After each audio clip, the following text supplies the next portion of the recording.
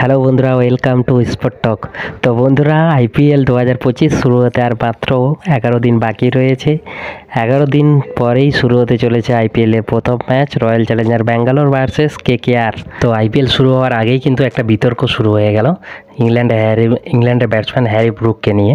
ইংল্যান্ডের batsman Harry ব্রুককে এবারে আইপিএলে দিল্লি ক্যাপিটালস কিনেছিল 6,25,00,000 টাকা দিয়ে। তো সেখানে কিন্তু 11 দিনের মাথায় কিন্তু 11 দিনের আগেই কিন্তু নিজেকে আইপিএল থেকে সরিয়ে নিল। সেক্ষেত্রে কিন্তু দিল্লি ক্যাপিটালসের একটা বড় ঝাটকা বলতে হয়। প্রশ্ন হলো, হ্যারি ব্রুককে কি বিসিসিআই এবারে আইপিএল থেকে সম্পূর্ণভাবে 2 বছরের জন্য ব্যান করতে পারে?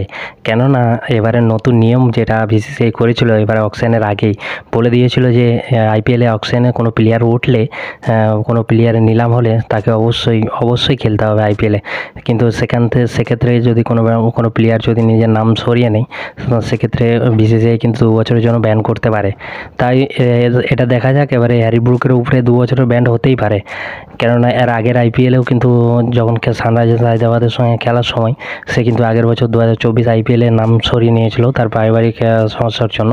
এর আগেও বেশ কিছু ইংল্যান্ডের ব্যাটসম্যান যেমন অ্যালেক্স হেলস আর জেসন রায় এরা কিন্তু নিজেদের নাম কিন্তু তুলে নিয়েছিল আইপিএল থেকে। সেক্ষেত্রে বিসিসিআই একটা কড়া পদক্ষেপ নিয়েছে। তো দেখা যাক, এবারে আমার মনে হচ্ছে যে হ্যারি ব্রুককে আবার 2 বছরের জন্য আইপিএল থেকে ব্যান করা হতে পারে। কেননা এভাবে তো চলতে পারে না। কোনো প্লেয়ার আইপিএলের অকশনে উঠবে, নিলামে উঠবে, কোনো দল তাকে নেবে, সেক্ষেত্রে আবার নিজের নাম তুলে নেবে, সেক্ষেত্রে অবশ্যই ওই টিমের ক্ষতি হবে না। সেক্ষেত্রে অবশ্যই 2 বছরের জন্য একটা কড়া পদক্ষেপ যেটা নিয়েছে অবশ্যই। হ্যারি ব্রুক কিন্তু তার আইপিএল না খেলার কোনো নির্দিষ্ট কোনো কারণ দেখায়নি। তিনি শুধু জাস্ট পোস্ট করে বলেছেন যে তিনি এবারে ন্যাশনাল টিমের দায়িত্বে থাকবে। তার উপরে অনেক জিম্মেদারি, অনেক দায়িত্ব দিয়েছে ইংল্যান্ড বোর্ড। সেক্ষেত্রে তাই নিজেকে পরবর্তী সিরিজগুলোর জন্য প্রস্তুত করার জন্য আইপিএল তিনি খেলবেন না।